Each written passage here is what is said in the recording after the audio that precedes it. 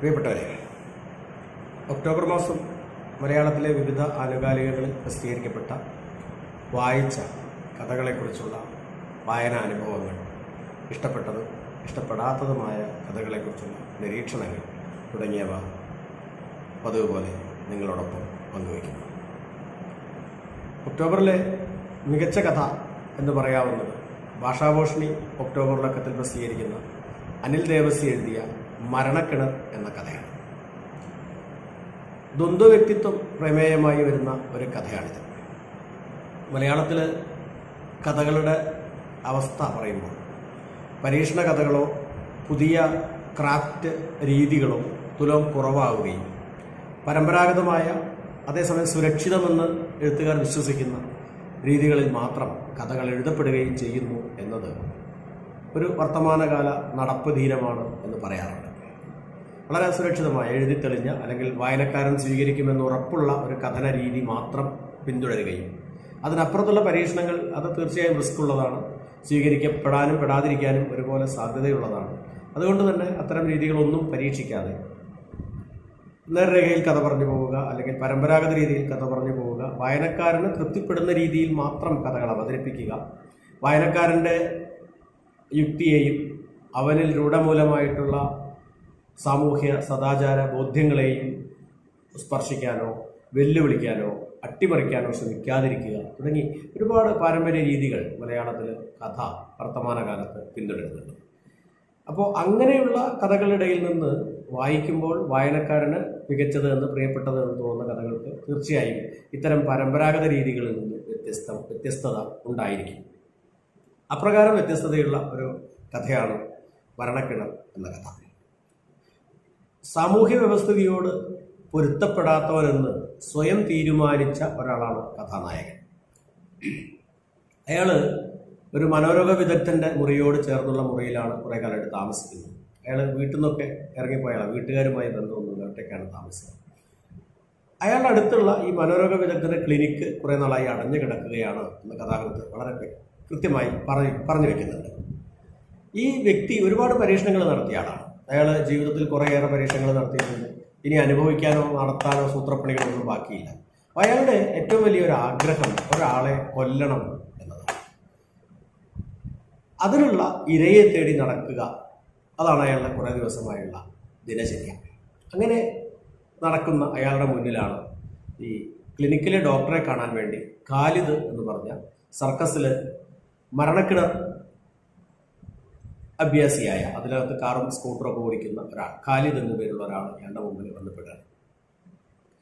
ഇയാൾ ഖാലിദിനെ വിളിച്ചപ്പോൾ അപ്പോൾ ഖാലിദ് ധരിച്ചത് ഇയാളാണ് ഡോക്ടർ എന്നാണ്. ഇയാളോട് പറയുന്നു. അപ്പോൾ ഇയാൾ ഖാലിദിൻ്റെ പ്രശ്നം കേട്ട് ക്ലിനിക്ക് തുറക്കണോ തുറക്കണ്ടേ എന്ന് ആലോചിച്ച് പിന്നീട് അത് തുറക്കണ്ട എന്ന് തീരുമാനിക്കുന്നു. പിന്നീട് അത് തുറക്കാൻ തീരുമാനിക്കുന്നു. അവസാനം അയാൾ തുറന്ന് അവിടുത്തെ പ്രിസ്ക്രിപ്ഷൻ പാഡ് എടുത്ത് അതിൽ ഇയാളുടെ കേസുകളൊക്കെ എഴുതിക്കൊണ്ട് ഖാലിദിൻ്റെ പ്രശ്നം കിട്ടും. അപ്പോൾ ഖാലിദിൻ്റെ പ്രശ്നം, അയാൾ ഉത്സവപ്പറമ്പിൽ കിണറിൽ മരണക്കിണറിൽ കാർ ഓടിക്കുന്നവരാണ്. അയാളുടെ ഭാര്യയും മകളും അതേ പണി ചെയ്യുന്നവരാണ്. അത്യന്തം വിചിത്രമാണ് അയാളുടെ പ്രശ്നം. അയാൾ മരണക്കിണറിൽ ബൈക്ക് ഓടിക്കുമ്പോൾ മുകളിൽ നിന്ന് പണം നീട്ടുന്നവർ മരണപ്പെടും എന്നാണ് അയാളുടെ തോന്നൽ. അപ്പോൾ അയാൾക്ക് പണം കൊടുക്കുന്ന ആൾ, അയാൾ കൈയെത്തിച്ച് പണം വാങ്ങുന്ന ആൾ പിറ്റേ ദിവസം മരിച്ചു പോകും എന്നാണ് ഖാലിദിൻ്റെ പ്രശ്നം. അപ്പോൾ മറ്റുള്ളവർ മരിക്കാതിരിക്കാൻ വേണ്ടി ഇയാൾ എന്ത് ചെയ്യും എന്നാണ് ഇയാളുടെ ആശങ്ക. ഖാലിദിൻ്റെ ഈ രോഗം, ഈ സംശയരോഗം മാറ്റാം എന്ന് നമ്മുടെ കഥാനായകൻ സമ്മതിക്കുകയും അയാളോട് ചികിത്സ ആരംഭിക്കുകയും ചെയ്തു. പിറ്റേ ദിവസം ഇദ്ദേഹം ഖാലിദിൻ്റെ മരണക്കിണർ സന്ദർശിച്ചു. അവിടെ ചെന്ന് മരണക്കിണറിലെ മുഴുവൻ ടിക്കറ്റും അയാൾ വാങ്ങും. അടുത്ത ഷോയുടെ മുഴുവൻ ടിക്കറ്റും വാങ്ങി അയാൾ ഒറ്റയ്ക്ക് മരണക്കിണർ അഭ്യാസം കാണുന്നു. മുഴുവൻ ടിക്കറ്റ് വാങ്ങിച്ചത് കളി നടക്കുന്നു, ഇയാൾ ഒറ്റയ്ക്ക് മരണക്കിണർ അഭ്യാസം കാണുന്നു. അപ്പോൾ ഇയാൾ അവിടെ വെച്ച് തീരുമാനിക്കുകയാണ് ഇയാളെ കൊല്ലാം എന്ന് തീരുമാനിച്ചു. പിറ്റേന്ന് വീണ്ടും ഇയാൾ ഖാലിദിനെ കാണാൻ വേണ്ടി പുറപ്പെട്ടു. പക്ഷേ അയാൾ ഖാലിദിൻ്റെ അടുത്തേക്ക് പോയില്ല, നേരെ കടൽ തീരത്തേക്ക് പോയി. അവസാനം ഖാലിദിനോട് പറഞ്ഞു, ഇത് നിങ്ങളുടെ അസുഖം മാറ്റിത്തരാം, അതിന് നിങ്ങൾ ഒരു ദിവസം നമ്മുടെ ക്ലിനിക്കിലേക്ക് വരണം എന്ന് പറഞ്ഞു. ക്ലിനിക്കിൽ വന്നാൽ മാറ്റാമെന്ന് പറഞ്ഞു. പക്ഷേ ക്ലിനിക്കിലേക്ക് ഖാലിദ് വരുന്നില്ല, ഖാലിദിനെ കാണാനില്ല. ഇയാൾ ഒരു ദിവസം വരുന്ന പ്രതീക്ഷിച്ചു. പിറ്റേ ദിവസം വരാഞ്ഞപ്പോൾ ഇയാൾ ഖാലിദിൻ്റെ മരണക്കിണർ എന്ന ഉത്സവപ്പറമ്പിലേക്ക് ചെന്നു. അവിടെ ചെന്നപ്പോഴുള്ള കാഴ്ചയാണ് അവിടുത്തെ വിചിത്രം. അവിടെ കഴിഞ്ഞ 12 വർഷമായി അവിടെ ചീട്ട് കളിച്ചുകൊണ്ടിരിക്കുന്ന ഒരു സംഘത്തിനെയാണ് ഇയാൾ കാണുന്നത്. മരണക്കിണർ പോയിട്ട് ഇവിടെ ഒരു പൊട്ടക്കിണർ പോലും ഇല്ലല്ലോ എന്നാണ് അവരുടെ പരിഹാസം. തിരികെ അപ്പോൾ തൻ്റെ ഇര നഷ്ടപ്പെട്ട ദുഃഖത്തിൽ തിരിച്ച് വീട്ടിലെത്തിയപ്പോൾ ഇയാൾ കാണുന്നത് അവിടെ ഇയാളുടെ മുറിയിൽ ഖാലിദും കുടുംബവും നിൽക്കുന്നു. ആ ഖാലിദ് ഇയാളെ കാണുമ്പോൾ പറയുകയാണ്, ഖാലിദിൻ്റെ മകള് അവിടുന്ന് പഠിക്കുന്നുണ്ട്. അപ്പോൾ അവളെ ഗണിത കണക്ക് പഠിക്കുകയാണ്. അവൾ പറയുന്നുണ്ട്, ഉപ്പാതാ ഡോക്ടർ കാണാൻ വന്നിരിക്കുന്നു എന്നാണ് അവൾ പറയുന്നത്. ഖാലിദ് ചോദിക്കുന്നത്, ഡോക്ടർ വാടക തരാനായി ഇത്ര കഷ്ടപ്പെടേണ്ട കാര്യം ഉണ്ടായിരുന്നോ എന്നാണ് ചോദിച്ചത്. അപ്പം അവിടെ എത്തുമ്പോഴാണ് നമ്മൾ കഥയിൽ നിന്ന് ഞെട്ടിപ്പുറകിലിട്ട് പോകുന്നത്. അതുവരെയും ഇത് ഡോക്ടർ തന്നെയാണ് എന്നതിൻ്റെ ഒരു സൂചന പോലും കഥാകൃത്ത് നമുക്ക് തരുന്നില്ല. ഒരിടത്ത് തരുന്നില്ല എന്ന് പറഞ്ഞാൽ റിവേഴ്സ് വായിക്കുമ്പോൾ നമുക്കത് ഉണ്ടെന്ന് ബോധ്യപ്പെടും. കാരണം ഡോക്ടർ ആണെന്ന് ധരിച്ചാണ് ഖാലിദികളെ കാണാൻ വരുന്നത്. അയാളെ ക്ലിനിക്ക് തുറന്ന് ഖാലിദിന്റെ പ്രശ്നങ്ങളൊക്കെ കേൾക്കുന്നുണ്ട്. അവിടെ വെച്ചെങ്കിൽ നമുക്ക് തിരിച്ചറിയണം, പക്ഷെ നമ്മൾ തിരിച്ചറിയുന്നില്ല. നമ്മുടെ ഈ അവസാനം വരെ മനോരോഗ വൈദ്യന് തന്നെ വട്ടാണ് എന്ന ലളിത വായന നമുക്ക് സാധിക്കുന്നില്ല. ഈ കഥയാവട്ടെ മനോരോഗ വൈദ്യന് തന്നെ വട്ടാണ് എന്ന ലളിത വായന മുതൽ ഓരോ മനുഷ്യനും സ്വയം നിർമ്മിക്കുന്ന വ്യക്തിത്വങ്ങൾക്ക് അടിമയാണ് എന്ന വായന വരെ പല തലത്തിലേക്ക് നീളാവുന്ന വായന മരണക്കിണർ എന്ന കഥ നമുക്ക് നൽകുന്നുണ്ട്. ഒരാൾ ഡോക്ടറായിരിക്കുമ്പോൾ തന്നെ ഭ്രാന്തനുമാണ്, ഒരാൾ ഭ്രാന്തനായിരിക്കുമ്പോൾ തന്നെ ഡോക്ടറുമാണ്, ഒരാൾ നല്ലവനായിരിക്കുമ്പോൾ തന്നെ കൊലപാതകം ചെയ്യാനുള്ള ഗാഞ്ച അയാളുടെ ഉള്ളിലുണ്ട്. ഇങ്ങനെ ഒരാൾ പുറമേ ഒന്നായിരിക്കുമ്പോൾ തന്നെ മറ്റു പല വ്യക്തികളായി സ്വയം രൂപീകരിക്കുകയും സ്വയം സങ്കല്പിക്കുകയും ആ വ്യക്തിയായി ജീവിക്കാൻ ശ്രമിക്കുകയും ചെയ്യുന്നുണ്ട്. ഈ ഒരു നൂൽപ്പാലത്തെക്കുറിച്ചാണ് മനഃശാസ്ത്ര സിദ്ധാന്തങ്ങൾ എല്ലാ കാലത്തും സിദ്ധാന്തിച്ചിട്ടുള്ളത്. ഈ നൂൽപ്പാലം എപ്പോൾ നഷ്ടപ്പെടുന്നുവോ അയാൾ അപ്പോൾ സാമാന്യബോധം നഷ്ടപ്പെട്ട ഭ്രാന്തനായി തീരുകയും ചെയ്യുന്നു എന്നതാണ് അതിന് സാമാന്യ യുക്തി. പക്ഷെ ഇത് ഓരോ വ്യക്തിയിലും ഇതുണ്ട് എന്ന വളരെ ഭംഗിയായ ഒരാഖ്യാനമാണ് കഥ. കഥയിൽ എവിടെ വെച്ചും നമുക്ക് പിടിതരാത്ത ഒരു പരിണാമം സൃഷ്ടിക്കാൻ കഴിഞ്ഞു എന്നത് തന്നെയാണ് മരണക്കിണറിന്റെ സൗന്ദര്യം. രണ്ടാമത്തെ വായനയിൽ ഇതൊക്കെ കഥയിലെ സൂചനകളായിരുന്നല്ലോ എന്ന് തോന്നുന്ന ആഖ്യാനത്തിലെ സൂക്ഷ്മതയും പ്രത്യേകം പ്രസ്താവ്യമാണ്. മനുഷ്യ മനസ്സിന്റെ ആഴങ്ങളിൽ എന്ത് സംഭവിക്കുന്നു എന്നതിൻ്റെ നേരന്വേഷണമല്ല കഥ ലക്ഷ്യം വയ്ക്കുന്നത്.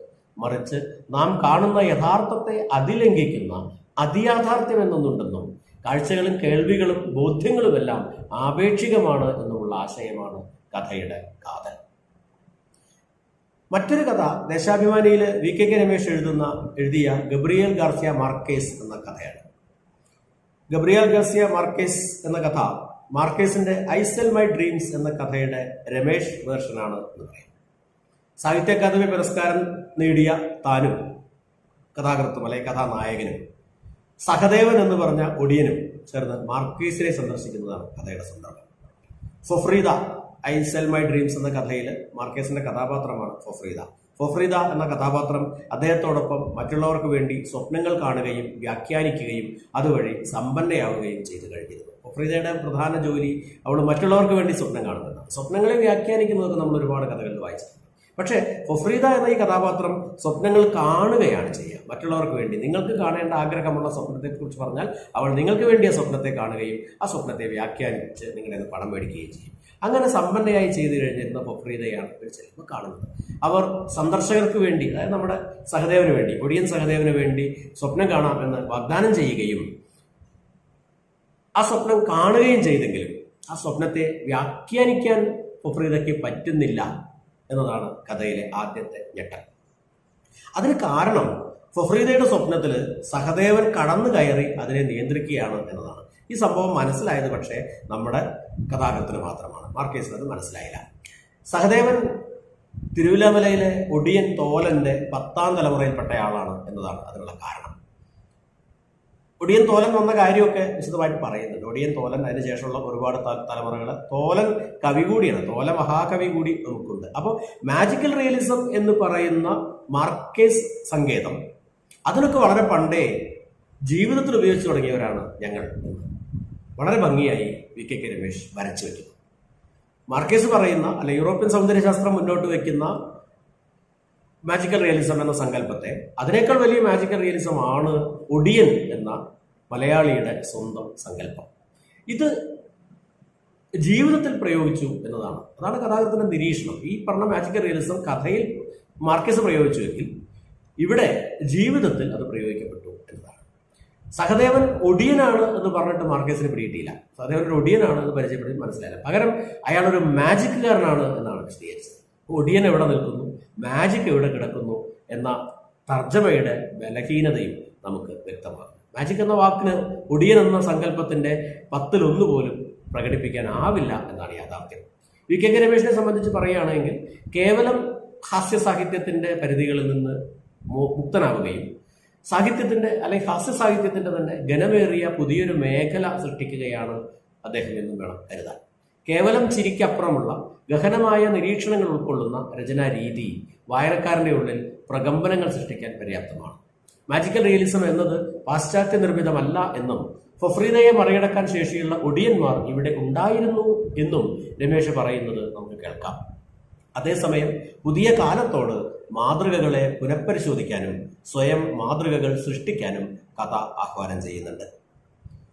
പച്ചക്കുതിര മാസികയിൽ അൻവർ അബ്ദുള്ള എഴുതിയ ഗ്രിഗറി പെക്ക് എന്ന പൂച്ച എന്ന കഥ 2 നായ്ക്കളുടെയും 2 കോഴികളുടെയും ഒരു കടുവയുടെയും ഇനിയും വന്നിട്ടില്ലാത്ത ഒരു പൂച്ചയുടെയും കഥയിലൂടെ ഗ്രിഗറി മൂപ്പന്റെ കഥ പറയും. അൻവർ അബ്ദുള്ള കുറേ കാലത്തിന് ശേഷമാണ് പുതിയൊരു കഥയായി, ഒരു കഥയല്ല 2 കഥയാണ് അദ്ദേഹം കഴിഞ്ഞ മാസം എഴുതിയത്. ഒന്ന് മലയാളത്തിലും ഒന്ന് പച്ചക്കുതിരയിലും. ഈ കഥയുടെ ഗ്രിഗറി പെക്ക് എന്ന പൂച്ച എന്ന കഥയുടെ പൊതുകേന്ദ്രം ഭയം എന്ന വികാരമാണ്. റെവിൻ എന്ന നായ തെരുവ് നായ്ക്കളുടെ ആക്രമണം ഭയന്നാണ് ഗ്രിഗറിയുടെ വീട്ടിലെത്തുന്നത്. പിന്നീട് അവിടേക്ക് എത്തുന്ന റയാൻ എന്ന പെൺപട്ടി റെവിൻ തന്നെ ആക്രമിക്കുമോ കൊന്നുകളയുമോ എന്ന് ഭയന്ന് ജീവിക്കുന്നു. ആ ഭയത്തിന്റെ അടിസ്ഥാനത്തിൽ അവൾ റെവിൻ പറയുന്നതൊക്കെ അല്ലെങ്കിൽ റെവിൻ ആഗ്രഹിക്കുന്നതൊക്കെ ചെയ്തു കൊടുക്കുന്നുണ്ട്. ഹെക്ടർ, ഹെലൻ എന്ന കോഴികളാവട്ടെ പരസ്പരം ഭയപ്പെടുന്നുണ്ട്. അവർ രണ്ടുപേരും ഗ്രിഗറി മൂപ്പനെയും ഭയപ്പെടുന്നുണ്ട്. അപ്പോൾ ഹെക്ടറിന്റെ ഭയം താൻ മുട്ടയിടൽ, ഹെലൻ എന്ന കോഴിയുടെ ഭയം താൻ മുട്ടയിടൽ നിർത്തിയാൽ അപ്പോൾ ഗ്രിഗറി മൂപ്പൻ തന്നെ കൊന്ന് സൂപ്പ് വയ്ക്കും എന്നതാണ്. ഹെക്ടറിനെ കൊണ്ടുവന്നത് ഹെലൻ മുട്ടയിടൽ നിർത്താതിരിക്കാനാണ്. ഹെക്ടറിന്റെ പേടി എപ്പോഴെങ്കിലും ഹെലൻ മുട്ടയിടൽ നിർത്തിയാൽ ഈ മൂപ്പൻ ഞങ്ങളെ മൊത്തം കൊന്നുകളയും, എന്നെ തന്നെ കൊന്നുകളയും എന്നാണ്. ഇനി അതല്ല, എപ്പോഴെങ്കിലും റെവിൻ എന്ന പട്ടി തന്നെ പിടിക്കുമോ എന്ന ഭയവും ഇവനെ ആക്രമിക്കുന്നുണ്ട്, അല്ലെ ഭയവും സ്ഥിരമായി അവരെ ഭീതിയിലാക്കുന്നുണ്ട്. ഗ്രിഗറിയുടെ ഭീതി, ഇതൊക്കെ കഴിഞ്ഞ് ഇവരൊക്കെ ഭയപ്പെടുന്ന ഗ്രിഗറി മൂപ്പന്റെ ഭീതി എന്തിനാണ് എന്നറിയില്ല. അയാൾ എന്തിനെയോ ഭയപ്പെടുന്നു, എന്തിനാണെന്ന് അയാൾക്കറിയില്ല. അയാൾ കോഴികളെയും നായയെയും ഒക്കെ ഭയപ്പെടുന്നുണ്ട്. കോഴിയുടെ ശേഷിയെ അയാൾ ഭയപ്പെടുന്നുണ്ട്. ഹെക്ടർ എന്ന പൂവന്, ഹെലൻ എന്ന പിടയെ നിലക്കി നിർത്താനുള്ള അവന്റെ ശേഷിയെ അയാൾ ഭയപ്പെടുന്നുണ്ട്. നായയെ ഭയപ്പെടുന്നുണ്ട്. നായയെ തോൽപ്പിക്കാൻ ഒരു പൂച്ചയെ കൊണ്ടുവരുന്ന അയാൾ കിനാവ് കാണുന്നു. ഇനി ഇവരെയൊക്കെ ഭയക്കുന്ന ഒരു കടുവ ആ വളപ്പിൽ പണ്ട് മുതലേ താമസമുണ്ട്. ഞാൻ കടുവയ്ക്കാകട്ടെ വെളിച്ചത്തെ ഭയമാണ്, നായയെ ഭയമാണ്, പൂച്ചയെ ഭയമാണ്. അലിഗറിയാണ് കഥാകൃത്തിന്റെ കഥന രീതി. യഥാർത്ഥത്തിൽ ഭൗതിക ലോകത്ത് ഈ നായ്ക്കളോ കോഴികളോ കടുവയോ ഇല്ല. കാമം, പ്രണയം, പക, ഭയം തുടങ്ങി മനുഷ്യന്റെ ആന്തരികമായ ചോദനകൾ, ആന്തരികമായ ഭീതികൾ, ഇതിൻ്റെയൊക്കെ ജന്തുരൂപങ്ങളാണ് കോഴിയും പൂച്ചയും നായയും ഒക്കെ. ഓരോന്നും മറ്റൊന്നിന്റെ തുടർച്ചയോ പൂരകമോ പുനഃസ്ഥാപനമോ ഒക്കെയാണ്. മനുഷ്യന്റെ ആന്തരിക ചോദനകളെ അപ്പാടെ ലിബിഡോ എന്ന ഒറ്റ വാക്കിലേക്ക് ഒതുക്കിയ ഫ്രോയിഡിയൻ മനോവിശകലനത്തിന്റെ സ്വാധീനം ഈ കഥയിൽ വളരെ വ്യക്തമായി നമുക്ക് കാണാം. മലയാളം വാരികയിൽ കെ അരവിന്ദാക്ഷൻ എഴുതിയ 101ാമത്തെ പ്രണയിനി എന്ന കഥ പൂർണ്ണമായും ഫിക്ഷനായി ഈ മാസം വായിച്ച കഥയാണ്. ഫിക്ഷൻ മലയാളത്തിൽ ഏറെക്കുറെ ഇല്ലാതായിക്കൊണ്ടിരിക്കുന്നു എന്നതാണ്. മലയാളത്തിലെ മിക്ക കഥകളും ഏതെങ്കിലും ഒരു സംഭവത്തിന്റെയോ ഒരു യഥാർത്ഥ അനുഭവത്തിന്റെയോ ചുവട് പിടിച്ച് ഉണ്ടാക്കുന്നതാണ്. പൂർണ്ണമായും ഭാവനയിൽ വിരിയുന്ന കഥകൾ മലയാളത്തിൽ ഈ ഇടയായി തീരെ കാണാനില്ല എന്ന് പറയാം. 101ാമത്തെ പ്രണയിനിയെ തേക്കുന്നതിന് വേണ്ടി ഇനിയും ഒരു അര കാമുകിയെ കൂടി നടക്കുന്ന പെഡ്രോ റോസലിൻ അഗസ്റ്റിനോസ് എന്ന കപ്പിത്താന്റെ കഥയാണ് 101ാമത്തെ പ്രണയിനി. അധികം കപ്പലുകൾ അടുക്കാത്ത ഒരു തുറമുഖമാണ്. അവിടെ പണ്ടെന്നോ വഴിതെറ്റി വന്ന ഒരു കപ്പലിന്റെ കപ്പിത്താനായിരുന്നു ദിയാസ്. ദിയാസ് ആ കടൽ തീരത്ത് ജീവിച്ചിരുന്ന ദരിദ്രരായ ഒരു അമ്മയുടെയും അച്ഛൻ്റെയും കുട്ടിയായ പെഡ്രോ റോസലിൻ അഗസ്റ്റിനോസ് എന്ന ഈ ആളെ വിലയ്ക്ക് വാങ്ങി അയാളുടെ ഭാര്യ മറിയയ്ക്ക് കൊണ്ട് സമ്മാനിച്ചതാണ്. അവന്റെ അപ്പൻ, ചെറുപ്പത്തിൽ അവന്റെ അപ്പൻ അവനെ ഈ ദിയാസിനെ വിൽക്കാനുള്ള കാരണം പറയുന്നത് അവൻ അയാളുടെ മകനല്ല എന്നതാണ്. ആ ചെക്കനെ, കുഞ്ഞിനെ മറിയയ്ക്ക് കൊണ്ടു കൊടുക്കുമ്പോൾ, മറിയ എന്നാണ് ആ കഥാപാത്രത്തിന്റെ പേര്, അത് വെറും ഒരു പേരല്ല. മറിയ എന്നത് കേവലം ഒരു പേരല്ല. ആ മറിയയുടെ അടുത്ത് പെഡ്രോ റോസലിൻ അഗാസ്റ്റിനോസ് എന്ന് പേരിടുന്ന ഈ കുട്ടിയെ കൊണ്ടു കൊടുക്കുമ്പോൾ അവൾ പറയുന്നുണ്ട്, നമ്മുടെ യേശുവിനും അപ്പനുണ്ടായിരുന്നില്ലല്ലോ എന്ന്. പിന്നീട് പെഡ്രോ തൻ്റെ മാതൃതീരത്ത് മടങ്ങിയെത്തിയപ്പോൾ പൂപ്പൽ പിടിച്ച കറുത്ത ഏകാന്തമായ കെട്ടിടത്തിൽ കണ്ട മുതുക്കിയോട് തൻ്റെ മാതാവിനെ അന്വേഷിച്ചപ്പോൾ 200 വർഷത്തെ ചരിത്രത്തിൽ എവിടെയും അങ്ങനെ ഒരാളില്ല എന്ന് വൃദ്ധ മറുപടി പറയുകയും അപ്പോൾ അയാൾ നീട്ടിയ സ്വർണ്ണ നാണയത്തിന് അവരുടെ ചെറുമകളെ അന്ന് രാത്രിയിലേക്ക് അയാൾക്ക് വിട്ടു നൽകുകയും ചെയ്തു. പക്ഷെ അവളിലും അയാൾക്ക് അര കാമുകിയെ മാത്രമേ കണ്ടെത്താൻ കഴിഞ്ഞുള്ളൂ. അവളിലും പൂർത്തിയാകാതെ അയാളുടെ കാമം അന്വേഷണം തുടരുന്നു. കഥ പിന്തുടരുന്നത് അപനിർമ്മാണത്തിന്റെ യുക്തികളെയാണ്. കാലവും ദേശവും മാത്രമല്ല, യേശുവും മറിയവും കൂടി അപനിർമ്മിക്കപ്പെടുന്നു. യേശുവിന്റെ ശരീരത്തിൽ 64 ലക്ഷണങ്ങൾ താൻ കണ്ടെന്നും അവയിൽ 7 എണ്ണം പെഡ്രോയുടെ ദേഹത്തും ഉണ്ടെന്നും മറിയ പറയുന്നുണ്ട്. മറിയ യേശുവിനെയും അറിഞ്ഞിട്ടുണ്ട്, പെഡ്രോയെയും അറിഞ്ഞിട്ടുണ്ട്. ഇതോടെ കാലസങ്കല്പങ്ങൾ അട്ടിമറിക്കപ്പെടുന്നു. കാലത്തെ അപനിർമ്മാണം ചെയ്യുന്നു, കാലത്തോടൊപ്പം യേശുവിനെ അപനിർമ്മാണം ചെയ്യുന്നു, ക്രൈസ്തവ സങ്കല്പങ്ങളെ അപനിർമ്മിക്കുന്നു. യേശുവിന്റെ മാതാവും കാമുകിയും മറിയം ആയിരുന്നു എന്നത് കഥയിലെ മറ്റൊരു പ്രധാന സൂചകമായി എണ്ണേണ്ടതുണ്ട്. വിദഗ്ധവും അതേസമയം പരിമിതവുമായ ആഖ്യാനം കഥയുടെ സൗന്ദര്യം വർദ്ധിപ്പിക്കുന്നു എന്ന് പറയാതെ വയ്യ. മികച്ച കഥകളിൽ ഒന്നാണ്, ഒക്ടോബർ മാസം വായിച്ച ഏറ്റവും മികച്ച കഥകളിൽ ഒന്നാണ് തീർച്ചയായും 101-ാമത്തെ കാമുകി. മാതൃഭൂമിയിൽ നിതീഷ് ജി എഴുതിയ ഏറെ ചർച്ച ചെയ്യപ്പെട്ട ഒരു കഥയാണ് എലിഫന്റ് ഇൻ ദ റൂം. വളരെ സങ്കീർണമായ ഒരു പ്രശ്നം കൺമുന്നിലുണ്ടായിട്ടും അതിനെ കണ്ടില്ലെന്ന് നടിക്കുന്നതിനെ കുറിച്ച് സൂചിപ്പിക്കാൻ ഉപയോഗിക്കുന്ന ഒരു മെറ്റഫറിക്കൽ ഇഡിയം ആണ് elephant in the room. Manju എന്ന 10ാം ക്ലാസ്സുകാരി സ്കൂളിൽ വൈകി വരുന്നത് പതിവാകുമ്പോഴും എന്തുകൊണ്ട് എന്ന് അന്വേഷിക്കുന്നതിന് ആരും തയ്യാറാവുന്നില്ല. മഞ്ജുവിന്റെ വീട്ടിലാകട്ടെ അവളെയും അച്ഛനെയും ഉപേക്ഷിച്ച് അമ്മ മറ്റാരുടെയോ കൂടെ പോയതാണ്. അച്ഛന്റെ കിഡ്നി വിറ്റ് കിട്ടിയ പണം കൊണ്ടാണ് അവർ സ്ഥലം വിട്ട് കളഞ്ഞത്. ഇങ്ങനെ വളരെ സാധാരണവും പരിചിതവുമായ സന്ദർഭങ്ങളിൽ നിന്നാണ് കഥ രൂപം. അവിടെ വലിയ പീഡനമാണത്രേ. പട്ടിണിക്കിട്ടേക്കുവാണെന്നാ കേട്ടത് എന്ന് അച്ഛൻ തന്നെ ഉപേക്ഷിച്ചു പോയ സ്ത്രീയെക്കുറിച്ച് സഹതപിക്കുകയും നാളെ അവളെ പോയി തിരികെ കൊണ്ടുവരണം എന്ന് പറയുകയും ചെയ്യുമ്പോൾ മഞ്ജു അതിനെ എതിർക്കുന്നു. അവൾക്ക് അമ്മയോട് യാതൊരു ഇഷ്ടവുമില്ല. അങ്ങനെ ഒരു ദിവസം മഞ്ജുവിനെ ആശുപത്രിയിലാക്കി അയാൾ പോയി അമ്മയെ കൂട്ടിക്കൊണ്ടുവന്നു. അവർ രണ്ടുപേരും ഓട്ടോയിൽ വന്ന് ഇറങ്ങുന്നതിന് സാക്ഷികളുണ്ട്. പിന്നീട് അവരെ തൂങ്ങി മരിച്ച നിലയിൽ കാണപ്പെടുന്നു. ആത്മഹത്യ തന്നെ എന്നുറപ്പിക്കാൻ അന്ന് വൈകുന്നേരം റിട്ടയർ ചെയ്യുന്ന ഒരു പോലീസുകാരനെയാണ് സ്റ്റേഷനിൽ ചുമതലപ്പെടുത്തിയത്. അയാൾ വന്ന് മൃതദേഹം പരിശോധിക്കുമ്പോൾ അയാൾക്ക് ആത്മഹത്യയാണ്, അയാൾ വളരെ വിദഗ്ധനാണ്, ആത്മഹത്യയാണ് എന്ന് ഉറപ്പിക്കാനുള്ള എല്ലാ സാധ്യതകളും എല്ലാ തെളിവുകളും അവിടെയുണ്ട്. എന്നിട്ടും അയാൾ സംശയം ബാക്കി വയ്ക്കുന്നു. ബേബിക്കുട്ടൻ എന്നാണ് ആ പോലീസുകാരൻ്റെ പേര്. ബേബിക്കുട്ടൻ പോലീസിന് സാഹചര്യ തെളിവുകൾ ലഭിക്കുന്നുണ്ട്. പക്ഷെ എന്നിട്ടും അവർ ആശുപത്രിയിലുള്ള മഞ്ജുവിനെ പോയി അന്വേഷിക്കുന്നുണ്ട്. മഞ്ജുവിൻ്റെ അടുത്ത് അന്വേഷിക്കാൻ ചെന്ന പോലീസുകാരൻ ചോദിക്കുന്നത് അച്ഛനും അമ്മയും തമ്മിൽ വല്ല പ്രശ്നമുണ്ടോ എന്നൊക്കെയാണ്. അപ്പോൾ അവൾ വളരെ വിദഗ്ധമായി അതൊന്നൊക്കെ രക്ഷപ്പെടുന്നു. അവൾ സ്വയം പറയുന്നുണ്ട്, കഥയുടെ അവസാനം മഞ്ജു പറയുന്നത് ഇങ്ങനെയാണ്: അപ്പനോ ചിലപ്പോൾ വല്ല കൈപ്പിഴയും പറ്റിക്കാണും, അതുകൊണ്ട് അമ്മ ചത്തുപോയി കാണും, അത് പിടിക്കാനാണ് ഈ പോലീസുകാരൻ വന്നിരിക്കുന്നത്. അങ്ങനെ എൻ്റെ കയ്യിൽ നിന്ന് എന്തെങ്കിലും കിട്ടിയിട്ട് നിങ്ങൾ കേസ് തെളിയിക്കൂല എന്ന് അവൾ സ്വയം പറയുന്നുണ്ട്. അപ്പോൾ അവിടെ എത്തുമ്പോൾ നമ്മൾ കഥയെ വായിക്കുന്നത് അമ്മയുടെ മരണം മഞ്ജു റാണി ആഗ്രഹിച്ചിരുന്നു അല്ലെങ്കിൽ പ്രതീക്ഷിച്ചിരുന്നു എന്നും കൂടിയാണ്. ഇത്രയും ഭാഗത്ത് നേർവായനയാണ്. ഇനി ഈ കഥയ്ക്ക് ഒരു വിപരീത വായന കൂടി സാധ്യമാണ്. യഥാർത്ഥത്തിൽ ഈ ആന മുറി വരെ എത്താനുള്ള കാരണം എന്താണ്? ഈ കുട്ടി മഞ്ജു എന്ന കുട്ടി സ്കൂളിൽ വലിയ പ്രശ്നക്കാരിയാണ്. അപ്പനെ വിളിച്ചുകൊണ്ട് വരാൻ പറഞ്ഞാൽ അവൾ കേട്ടിട്ടില്ല. ക്ലാസ്സിൽ നിന്ന് പുറത്താക്കുമ്പോൾ വിവരം പറഞ്ഞോളും എന്ന് ടീച്ചർ പറയുന്നുണ്ട്. ഇവിടെ എന്നും വൈകി വരുന്ന കുട്ടിയാണ്. ഇത്രയേറെ പ്രശ്നങ്ങൾ ഉള്ളപ്പോഴും ഈ കുട്ടിയുടെ പ്രശ്നങ്ങളെക്കുറിച്ച് ആന മുറിയിൽ എത്തുന്നത് വരെ ആരും അന്വേഷിച്ചിട്ടില്ല എന്നത് കഥയിലെ പ്രധാനപ്പെട്ട ഒരു സൂചനയാണ്. തീർച്ചയായും ഈ സ്ത്രീ അവളുടെ ഇഷ്ടപ്രകാരം ഭർത്താവിനെയും മകളെയും ഉപേക്ഷിച്ചു പോയതാണ് ആ കുടുംബത്തിന്റെ തകർച്ചയ്ക്ക് കാരണം. അത് കഥാകൃത്തും കഥാനായകനെ ഈ പറഞ്ഞ മഞ്ജുവിന്റെ അച്ഛൻ കൃത്യമായി പറയുന്നുണ്ട്. അയാൾ വളരെ പാവമാണ് എന്ന് തെളിയിക്കാനുള്ള ശ്രമങ്ങളും കഥാകൃത്ത് നടത്തുന്നുണ്ട്. കാരണം അവിടെ പട്ടിണിക്കിട്ടേക്കുവാണെന്നാണ് കേട്ടത്, നാളെ പോയി അവളെ ഇങ്ങ് കൊണ്ടുവരണം, ഒളിച്ചോടി പോയ ഭാര്യയെ പിറ്റേ ദിവസം കൂട്ടിക്കൊണ്ടുവരാൻ മാത്രം വിശാല മനസ്കനാണ് അയാൾ എന്ന് വരെ കഥാകൃത്ത് പറഞ്ഞു വെക്കുന്നുണ്ട്. അപ്പോൾ എന്തുകൊണ്ട് ഈ സ്ത്രീകളെ ഉപേക്ഷിച്ച് പോയി എന്നത് കഥാകൃത്ത് നടത്താത്ത ഒരാലോചനയാണ്. ആ ആലോചന തടയുന്നതിന് പുരുഷനെ ബോധപൂർവം നീതിമാനാക്കാനുള്ള ഒരു ശ്രമം കഥാകൃത്ത് നടത്തുന്നു എന്ന് വേണം സങ്കല്പിക്കാൻ. അതായത് പൊതുബോധത്തിന്റെ പരമ്പരാഗത കുടുംബ സദാചാര സങ്കല്പങ്ങളിൽ ഒതുങ്ങി നിന്നുകൊണ്ട് തന്നെയാണ് കഥാകൃത്ത് ഈ ആനയെയും നിരീക്ഷിക്കുന്നത്. കുടുംബം നിലനിർത്തേണ്ടത് സ്ത്രീയുടെ ഉത്തരവാദിത്തമാണ് എന്നും അത് നിർവഹിക്കാത്ത പക്ഷം, സ്ത്രീ നിർവഹിക്കാത്ത പക്ഷം ഇങ്ങനെയൊക്കെ സംഭവിക്കുമെന്നും കഥ സിദ്ധാന്തിക്കുന്നു.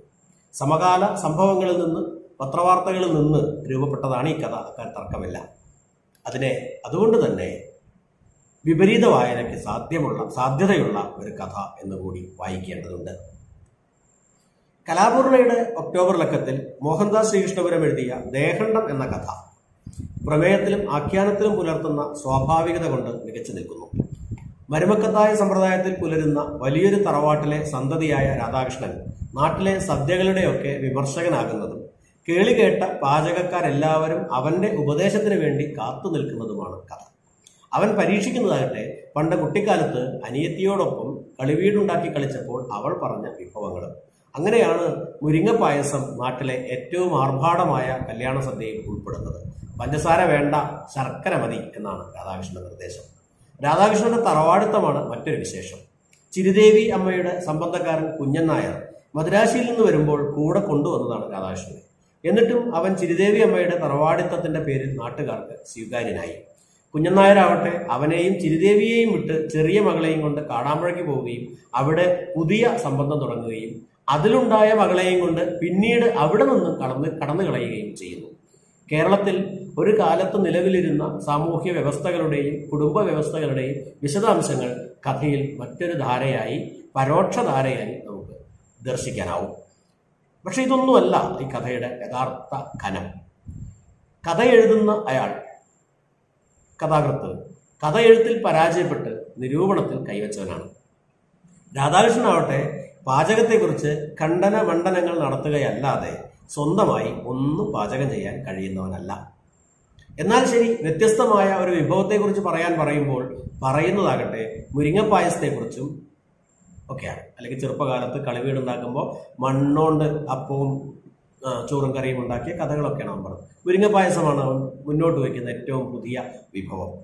സാമൂഹ്യ സാഹിത്യ ജീവിതങ്ങളിൽ ഇത്തരം രാധാകൃഷ്ണന്മാർ നമുക്കത്ര അപരിചിതരല്ല. ലളിതമായി പറയുകയും ഗഹനമായ മുഴക്കങ്ങൾ അവശേഷിപ്പിക്കുകയും ചെയ്യുന്നു ദേഹണ്ഡം എന്ന കഥ. ഇന്ത്യൻ എക്സ്പ്രസ് മലയാളം പ്രസിദ്ധീകരിച്ച രാഗം നളിനകാന്തി എന്ന രമേശൻ മുല്ലശ്ശേരി എഴുതിയ കഥ പ്രമേയത്തിൽ പുതിയതല്ലെങ്കിലും ആഖ്യാനത്തിന്റെ മികവ് കൊണ്ട് ഒന്നാന്തരം കഥയാകുന്നു. പശുവിന്റെ കരളിന്റെ തോലെടുത്താണ് ഇടയ്ക്ക നിർമ്മിക്കുന്നതെന്ന ഒറ്റ പ്രസ്താവനയോടെ ഇടയ്ക്ക പ്രതിനിധാനം ചെയ്യുന്നു എന്ന് കൊട്ടിഘോഷിക്കുന്ന 64 കലകളും 4 വേദങ്ങളും 18 ഉപനിഷത്തുക്കളും അപ്രസക്തമാവുകയും കേരളീയർ എന്ന ദേശദ്രോഹികളായ ബീഫ് ഈറ്റേഴ്സിന്റെ പ്രതിനിധി മാത്രമായി തീരുകയും ചെയ്യുന്നു ദിനേശ് എന്ന മുടിയേറ്റ കലാകാരൻ. അവനെതിരെ കലാപമുണ്ടാക്കുന്നവർ കലയുടെ എല്ലാ സർവ്വദേശീയതയും നിരാകരിക്കുന്നവരും മതത്തെ മാത്രം സ്വീകരിക്കുന്നവരുമാണ്. കഥയിൽ പ്രത്യക്ഷപ്പെടുന്ന ടി.എം. കൃഷ്ണയും അദ്ദേഹം ആലപിക്കുന്ന നളിനകാന്തി രാഗത്തിലെ ശ്രീരാമചന്ദ്ര സ്തുതിയും കഥയുടെ ഉൾക്കനം വർദ്ധിപ്പിക്കുന്നതിൽ പ്രധാന പങ്ക് വഹിക്കുന്നു. നളിനകാന്തി താമരശോഭ എന്ന പദത്തിനും വലിയ മുഴക്കങ്ങളെ ഉൾക്കൊള്ളാനുള്ള ശേഷിയുണ്ട്. മനോഹരമായി പറഞ്ഞ കഥയാണ് രാഗം നളിനകാന്തി. ഈ മലയാളത്തിലാണ് ഇത് പ്രസിദ്ധീകരിച്ചത്. രമേശൻ മുല്ലശ്ശേരിയാണ് കഥാകൃത്ത്. മറ്റൊരു മികച്ച കഥ WTP ലൈവിൽ ഹരികൃഷ്ണൻ തച്ചാടൻ എഴുതിയ ഡയല്യൂട്ടഡ് സി ആണ്. ബഹുതല വായനാ സാധ്യതയുള്ള മികച്ച കഥയാണ് ഡയല്യൂട്ടഡ് സി. ഒരു പഞ്ചായത്ത് ഓഫീസിലെ ഉദ്യോഗസ്ഥനായ പ്രശാന്തൻ തന്റെ വീടിന് പിന്നിലെ കൃത്രിമ തടാകത്തിൽ കടൽ മത്സ്യങ്ങളെ വളർത്തുന്നു. വീടിന് പിന്നിലാണ് തടാകം. അയാൾ കടൽവെള്ളം നേർപ്പിച്ച് ഓരോ തവണയും അയാൾ ചാലിയത്ത് പോയിട്ട് കടൽവെള്ളം കൊണ്ടുവന്നാണ് കടൽ മീനുകളെ ഈ കുളത്തിൽ വളർത്തുന്നത്. പക്ഷെ ഓരോ തവണയും ചാലിയത്ത് നിന്ന് കൊണ്ടുവരുന്ന വെള്ളത്തിൽ അയാൾ ശുദ്ധജലം ചേർക്കുകയും അങ്ങനെ കടൽവെള്ളത്തിന്റെ ഗാഠത കുറയ്ക്കുകയും 25 തലമുറ കഴിഞ്ഞതോടെ ഈ കടൽ മത്സ്യങ്ങളെ ജലത്തിൽ ജീവിക്കാൻ പ്രാപ്തരാക്കുകയും ചെയ്തു എന്നതാണ് കഥയിലെ രാഷ്ട്രീയം. തന്റെ കാമുകിക്ക് തെറിവാക്കുകളാൽ പ്രേമലേഖനം എഴുതുന്ന BA.B.Edകാരനായ ശിവദാസൻ പ്രാന്തൻ എന്നാണ് അയാൾ അറിയപ്പെടുന്നത്. അയാളെ സഹായിക്കുന്ന പ്രശാന്തൻ, പിന്നീട് ജോലിയിൽ നിന്ന് വിരമിച്ച പ്രശാന്തൻ ശിവദാസനെ വീട്ടിൽ താമസിപ്പിക്കുന്നു. അയാൾക്ക് ശേഷം ശിവദാസൻ പ്രാന്തന്റെ അതിന്റെ പിന്തുടർച്ച പ്രശാന്തൻ സ്വയം ഏറ്റെടുക്കുന്നു. പരിണാമ പഠനങ്ങളിലെ സ്വയാർജിത ശേഷികളുടെ പാരമ്പര്യ പ്രേഷണം എന്ന് പറഞ്ഞൊരു സിദ്ധാന്തമുണ്ട്. ലാമാർക്കിന്റെ സിദ്ധാന്തമാണ്. ഇൻഹെറിറ്റൻസ് ഓഫ് അക്വയേർഡ് ക്യാരക്ടറിസ്റ്റിക്സ് എന്ന് പറയുന്ന ഡാർവിന്റെ മുമ്പ് പരിണാമ സിദ്ധാന്തം മുന്നോട്ട് വെച്ച ലാമാർക്കിന്റെ സിദ്ധാന്തമായിരുന്നു ഇത്. ഈ സിദ്ധാന്തം വർത്തമാനകാല സാമൂഹ്യ രാഷ്ട്രീയ സാഹചര്യങ്ങളിൽ പ്രവർത്തനക്ഷമമാകുന്നത് എങ്ങനെ എന്നതിന്റെ സൂക്ഷ്മ നിരീക്ഷണമാണ് ഈ കഥ. ഈ സിദ്ധാന്തം ഒരു പരിധിവരെ ഡാർവിനും അംഗീകരിച്ചിട്ടുണ്ട്. കടൽവെള്ളത്തിൽ നിന്ന് ശുദ്ധജലത്തിലേക്ക് മാറുമ്പോൾ മത്തിയുടെയും അയിലയുടെയും പുറത്തെ പച്ച നിറം നീല നിറമായി പരിണമിക്കുന്നു എന്നതും സൂക്ഷ്മമായ വാചകമാണ്. പ്രാകൃതികമായ പച്ചയിൽ നിന്ന് വിഷമയമായ നീലയിലേക്ക് നിരന്തരമായ നേർപ്പിക്കൽ കൊണ്ട് ഒരു വർഗത്തെ പൂർണ്ണമായും മാറ്റിത്തീർക്കാൻ കഴിയുമെന്നതിന് സമകാല ലോകത്ത് രാഷ്ട്രീയ ഉദാഹരണങ്ങൾ വേണ്ടുവോളമുണ്ട്. അങ്ങനെയാണ് ഒരുപക്ഷെ നമ്മൾ ആ കഥയെ സമൂഹ വിമർശനപരവും ഈസ്തെറ്റിക്കലും ഒരേ സമയമായി തീരുന്നത്. ഹരികൃഷ്ണൻ പുതിയ കഥാകൃത്താണ്. തീർച്ചയായും വളരെ മികച്ച കഥയാണ് അദ്ദേഹം എഴുതിയിട്ടുള്ളത്. ഇതിനു മുമ്പും 1-2 കഥ പോലുള്ള കഥകളൊക്കെ എഴുതിയിട്ടുണ്ട്. എങ്കിലും ഹരികൃഷ്ണന് പ്രത്യേകം അഭിവാദ്യങ്ങൾ അർപ്പിക്കുന്നു. ദേശാഭിമാനിയിൽ വത്സരൻ വാതുശ്ശേരി എഴുതിയ അപരലോകം ഏറ്റവും പുതിയ കാലത്തിന്റെ നേർചിത്രമാണ്. ജഗന്നാഥൻ എന്ന പ്രിൻസിപ്പാളിന്റെ എഞ്ചിനീയറിംഗ് കോളേജിലെ ഒരു ഓൺലൈൻ ക്ലാസ്സിൽ സൂര്യ എന്ന കുട്ടി ഇല്ലാത്ത കുട്ടിയാണ് എന്ന് ടീച്ചർ ചിത്ര പരിഭ്രമിച്ചു വശായി അദ്ദേഹത്തെ വിളിച്ചു പറയുന്നിടത്താണ് കഥ തുടങ്ങുന്നത്. പൂർണ്ണമായും ഓൺലൈനായി പ്രവർത്തിക്കുന്ന ക്ലാസ്സാണ്. കുട്ടി കൃത്യമായി ഫീസ് അടയ്ക്കുന്നുണ്ടോ, ക്ലാസ് അറ്റൻഡ് ചെയ്യുന്നുണ്ടോ എന്നൊക്കെയല്ലേ നോക്കേണ്ട കാര്യമുള്ളൂ. അതിനപ്പുറം അയാളുടെ അസ്തിത്വമൊക്കെ എന്തിന് അന്വേഷിക്കണം എന്നൊക്കെ അവരുടെ ടെക്നിക്കൽ വിദഗ്ധൻ ജീമോൻ ചോദിക്കുന്നുണ്ട്. അങ്ങനെയാണ് അവർ ചിത്ര എന്ന ജൂനിയർ ടീച്ചർ അവിടെ ജോയിൻ ചെയ്തിട്ട് 6 മാസമേ ആയിട്ടുള്ളൂ, യാഥാർത്ഥ്യം പരിശോധിക്കാൻ തീരുമാനിക്കുന്നത്. അപ്പോൾ അവർ കോളേജ് ചേരുന്ന സമയത്ത് കൊടുത്ത രേഖകളിലുള്ള ഫോൺ നമ്പറിൽ വിളിച്ചപ്പോൾ ചിത്ര പറയുന്നു, തനിക്കിപ്പോൾ ആ കോളേജിലെ അധ്യാപന ജോലി സ്വീകരിക്കാനാവില്ല, താൻ IIT-യിൽ ഉപരിപഠനത്തിന് ചേർന്നു എന്ന്. ചിത്രയുടെ പേരിൽ ജോലി ചെയ്യുന്നത് വേറെ ആരോ ആണ് എന്ന് അപ്പോഴാണ് പ്രിൻസിപ്പാൾ തിരിച്ചറിയുന്നത്. അപ്പോൾ പ്രിൻസിപ്പാളിന് ഓർമ്മ വരുന്നത് 34 വർഷം മുമ്പ് കോളേജിന് മുന്നിലെ ബസ് സ്റ്റോപ്പിൽ സർട്ടിഫിക്കറ്റുകളൊക്കെ നഷ്ടപ്പെട്ട് തളർന്നിരുന്ന ജയരാമൻ എന്ന് പറഞ്ഞ ആളെയാണ്. ഇപ്പോഴത്തെ പ്രിൻസിപ്പാളിന്റെ പേര് ജഗന്നാഥൻ എന്ന് മാത്രമാണ്. വ്യക്തവും സുഘടിതവുമായ ആഖ്യാനമാണ് ഈ കഥയുടെ സൗന്ദര്യം. വായനക്കാരനെ ആശയക്കുഴപ്പത്തിലാക്കാനോ മറ്റേതെങ്കിലും വഴിക്ക് പോകാൻ തോന്നിക്കാനോ കഥ ശ്രമിക്കുന്നില്ല. അതേസമയം അവസാനം വരെ ആകാംക്ഷ ഒരേ താളത്തിൽ നിലനിർത്താൻ കഥയ്ക്ക് കഴിയുന്നുമുണ്ട്. അപരലോകം മികച്ച കഥാവായന അനുഭവം തന്ന കഥയാണ്. ചന്ദ്രിക ആഴ്ചപ്പതിപ്പിൽ രമേശൻ മുല്ലശ്ശേരി എഴുതിയ മറ്റൊരു കഥയുണ്ട്, ജഷം. ഈ കഥ അലങ്കാരത്തിന്റെയും ഏച്ചുകെട്ടലുകളുടെയും വർത്തമാന കാലത്തെ മനുഷ്യരുടെ പ്രതിനിധികളുടെ കഥയാണ് എന്ന് പറയാം. അലങ്കൃത ജഷങ്ങൾ വിൽക്കപ്പെടും, അലങ്കാര മത്സ്യങ്ങൾ വിൽക്കപ്പെടും എന്ന് പറയുന്നതിന് പകരം അലങ്കൃത ജഷങ്ങൾ വിൽക്കപ്പെടും എന്ന് ബോർഡ് വെക്കുന്ന കഥാനായകൻ ശബ്ദധാരാവലി എടുത്തു വെച്ച് ഓരോ വാക്കുകൾ കണ്ടെത്തുന്നു. ക്രമേണ ഭാഷയിലെ അതിശുദ്ധിവാദികൾ, പാരമ്പര്യവാദികൾ എല്ലാം ഒരു വശത്തും ലിബറലുകൾ, പാരമ്പര്യ നിഷേധികൾ തുടങ്ങിയവർ മറുഭാഗത്തുമായി വലിയ ഭാഷാ തർക്കങ്ങൾക്ക് അയാളുടെ ഷോപ്പ് വേദിയാകുകയും ചെയ്യും. ഭാഷയിൽ മാത്രമല്ല ഇത്തരം സംഘർഷങ്ങൾ ഉണ്ടാവുന്നത് എന്നൊരു പാഠാന്തരത്തിലൂടെ കഥയ്ക്ക് വലിയ സാമൂഹ്യമാനം കൈവരുന്നുണ്ട്. സംസ്കൃതീകരിക്കുന്നതിലൂടെ, സംസ്കൃതം പറയുന്നതിലൂടെ രൂപീകരിക്കുന്ന രാഷ്ട്രീയ വർഗീകരണങ്ങളെക്കുറിച്ചുള്ള നിരീക്ഷണങ്ങൾ കൂടിയായി ജഷം മാറുന്നു. ഭാഷയുടെ നവകാലത്ത് ഝ എന്ന അക്ഷരം പോലുമില്ല, പകരം സ ഉപയോഗിക്കേണ്ടി വരും എന്ന് പറയുന്ന ചുവരെഴുത്തുകാരനും എങ്ങനെയായാലും കാലഹരണപ്പെട്ട വാക്ക് തനിക്ക് വേണമെന്ന് വാശി പിടിക്കുന്ന മത്സ്യവ്യാപാരിയും നമ്മുടെ സമൂഹത്തിലെ വേറൊരു തട്ടിൽ നിൽക്കുന്നുണ്ട് എന്ന് കഥ നമ്മെ ഓർമ്മിപ്പിക്കുന്നു. മാതൃഭൂമിയിൽ ഉണ്ണിയാർ എഴുതിയ അളകാപുരി എന്ന കഥ തന്റെ 70-ാം വയസ്സിൽ ജീവിതം അവസാനിപ്പിക്കാൻ തീരുമാനിച്ച പൗലോപ്പിയുടെ കഥയാണ്. പൗലോപ്പി ഒരിക്കലും പൊതു സമൂഹത്തിന്റെ അളവുകോലുകൾക്കനുസരിച്ച് നല്ല മനുഷ്യനായിരുന്നിട്ടില്ല. സ്വന്തം ഇഷ്ടപ്രകാരം മാത്രം ജീവിച്ചവൻ. പക്ഷേ എല്ലാ തന്നിഷ്ടക്കാരും മരണത്തിന് മുന്നിൽ വിട്ടുവീഴ്ച ചെയ്യേണ്ടി വരാറുണ്ട്. ഒന്നുകിൽ ആഗ്രഹിക്കുന്നതിന് മുമ്പ് അല്ലെങ്കിൽ ശേഷം എന്നല്ലാതെ സ്വച്ഛന്ത മൃത്യുവാകാൻ ആർക്കും സാധിക്കാറില്ല. ആ കീഴ്വഴക്കത്തെയാണ് പൗലോപ്പി വെല്ലുവിളിക്കുന്നത്. മരിക്കുകയാണ് എങ്കിൽ അത് കോഴിക്കോട്ട് അളകാപുരി ഹോട്ടലിൽ വെച്ചായിരിക്കുമെന്ന് പൗലോപ്പി പണ്ടേ തീരുമാനിച്ചിട്ടുണ്ട്. പണ്ടൊരിക്കൽ ഭാസ്കരൻ മാഷോടൊപ്പം അളകാപുരിയിൽ പോയപ്പോൾ അയാൾ തീരുമാനിച്ചതാണത്. മരിക്കാറാവുമ്പോൾ ഞാൻ ഇങ്ങോട്ട് പോരും എന്ന് അന്നേ അയാൾ പ്രഖ്യാപിച്ചിട്ടുമുണ്ട്. കോഴിക്കോട്ടെ അളകാപുരി ഹോട്ടലിന് മലയാള സിനിമാ ലോകത്ത്, പ്രത്യേകിച്ചും സാംസ്കാരിക രംഗത്ത് പൊതുവായും വലിയ സ്ഥാനമുണ്ട്. അവിടെ മരിക്കാനൊരുങ്ങി മുറിയെടുത്ത പൗലോപ്പി മുറി പൂട്ടി പാളയം വഴി ചുറ്റിയടിക്കാൻ പോവുകയും പായക്കപ്പലുകൾ പോലെ തുണി അലക്കിയിട്ടിരിക്കുന്ന മുതലക്കുളത്തുകൂടി മിഠായി തെരുവിലൂടെ നടന്ന് കടലിഷ്ടമല്ലാത്തതിനാൽ ബീച്ചിൽ പോവാതെ ഒരു കുപ്പി റമ്മും വാങ്ങി മുറിയിലെത്തി. ഭാസ്കരൻ മാഷ് വരും, കയറ്റി വിട്ടേക്കണം എന്നും പറഞ്ഞ് അകത്തേക്ക് പോയ പൗലോപ്പിയുടെ അടുത്തേക്ക് ഭാസ്കരൻ മാഷും മറ്റൊരാളും വന്നു. അവർ ഒരേ ഗ്ലാസ് ഉപയോഗിച്ച് മദ്യപിക്കുകയും പാട്ടുപാടുകയും ചെയ്തു. പൗലോപ്പി പറയുന്ന പാട്ടുകാരൻ MS ബാബുരാജും മാഷ് P ഭാസ്കരനുമാണ് എന്ന് കരുതാൻ കഥയിൽ ന്യായമുണ്ട്. പക്ഷേ പൗലോപ്പി ആര് എന്നതിന് വായനക്കാരന് വ്യക്തതയില്ല. ഒരു പക്ഷേ കഥാകൃത്തിന് ഈ പൗലോപ്പിയെ പരിചയമുണ്ടായിരിക്കും. അതോടൊക്കട്ടെ, പിറ്റേന്ന് പോലീസിന്റെ സഹായത്തോടെ മുറി തുറന്ന ഹോട്ടലുകാർ കണ്ടത് മരിച്ചു കിടക്കുന്ന പൗലോപ്പിയെയും ഒഴിഞ്ഞ മദ്യക്കുപ്പിയെയും മാത്രമാണ്. ഭാസ്കരൻ മാഷ് എന്നൊരാൾ വരുമെന്ന് പൗലോപ്പി പറഞ്ഞിരുന്നെങ്കിലും അങ്ങനെ ഒരാൾ വന്നില്ലെന്ന് ഹോട്ടൽ മാനേജർ പറയുന്നുണ്ട്. അപ്പോൾ കഥ ഫാന്റസിയാകുന്നു. പുതുമയൊന്നുമില്ല ഈ കഥയിൽ. നല്ല ഭാഷയിൽ പറഞ്ഞ വായനാസുഖമുള്ള ഒരു കഥ, അത്രയേ ഉള്ളൂ. മാധ്യമം ആഴ്ചപ്പതിപ്പിൽ അഷ്ടമൂർത്തി എഴുതിയ സാജൻ ഗണപതി എന്ന കഥയുണ്ട്. അദ്ദേഹം മുംബൈയിൽ ജോലി ചെയ്യുന്ന കാലത്ത് അദ്ദേഹത്തിന്റെ ബാങ്കിലെത്തിയ കുംഭകോണംകാരൻ സാജൻ ഗണപതിയുടെ കഥയാണ് സാജൻ ഗണപതി. സാജന്റെ ജോലി അവരുടെ ബാങ്ക് കമ്പ്യൂട്ടറൈസ് ചെയ്യുന്നതായിരുന്നു. സാജന് ബാങ്കിൽ വലിയ സ്വീകരണം ലഭിച്ചു. അതിനാൽ തന്നെ മറ്റെല്ലാവർക്കും സാജനോട് അസൂയയും ഉണ്ടായിരുന്നു. കുംഭകോണം എന്നാൽ മലയാളത്തിലെ അഴിമതി എന്നാണ് അർത്ഥമെന്ന് കഥാനായകൻ അയാളോട് പറയുന്നുണ്ട്. എല്ലാവർക്കും നന്മ മാത്രം സംഭവിക്കണം എന്ന് വിചാരിക്കുന്ന അപൂർവം മനുഷ്യരുടെ പ്രതിനിധിയാണ് സാജൻ. കയ്യിലെ അവസാനത്തെ ചില്ലിയും മറ്റുള്ളവർക്ക് വേണ്ടി ചെലവഴിക്കുകയും അതിനുശേഷം സ്വന്തം ആവശ്യങ്ങൾ വേണ്ടെന്ന് വെക്കുകയോ വെട്ടിച്ചിരിക്കുകയോ ചെയ്യുന്ന ഒരാൾ. വെള്ളപ്പാണ്ടിന്റെ പേരിൽ അയാളെ ഉപേക്ഷിച്ചു പോയ കാമുകി പിന്നീട് തനിച്ചാകുമ്പോൾ അവൾക്ക് വേണ്ടി ഇങ്ങ് കേരളത്തിലേക്ക് വൈദ്യരെ അന്വേഷിച്ച് വരുമ്പോഴാണ് അയാൾ അവസാനമായി കഥാനായകനെ കാണുന്നത്. അപ്പോഴും അയാൾ 500 രൂപ നോട്ടുകൾ കുട്ടികൾക്ക് നൽകുകയും തിരിച്ചു പോകാനുള്ള വണ്ടിക്കൂലി നായകന്റെ കയ്യിൽ നിന്ന് കടം വാങ്ങുകയും ചെയ്തു. ഇങ്ങനെയും ചില മനുഷ്യരുണ്ട് ഇപ്പോഴും എന്ന് നമ്മോട് പറയാനാണ് അഷ്ടമൂർത്തി ഈ കഥ എഴുതിയത് എന്ന് കരുതാം. ഒന്നിനു വേണ്ടിയുമല്ലാതെ മറ്റുള്ളവർക്ക് വേണ്ടി ജീവിക്കുന്നവർ. കഥാർസിസ് എന്ന കലാലക്ഷ്യം കഥ നിറവേറ്റുന്നുണ്ട്. അതും കഥയുടെ മേന്മയായി തന്നെ എണ്ണേണ്ടതുണ്ട്. ദേശാഭിമാനിയിൽ എൽവിസ് പാറമേൽ എഴുതിയ വെക്കേഷൻ എന്ന കഥ ഈയിടെയൊന്നും നമ്മൾ കേട്ടിട്ടില്ലാത്ത ആത്മബന്ധങ്ങളുടെ കഥ പറയുന്നു. ആർദ്രമായി വ്യാഖ്യാനം ചെയ്യപ്പെടുന്നു എന്നതുകൊണ്ട് ഈ കഥ, അതിന്റെ ആർദ്രത കൊണ്ട് തന്നെയാണ് ഈ കഥ സുന്ദരമാകുന്നത്.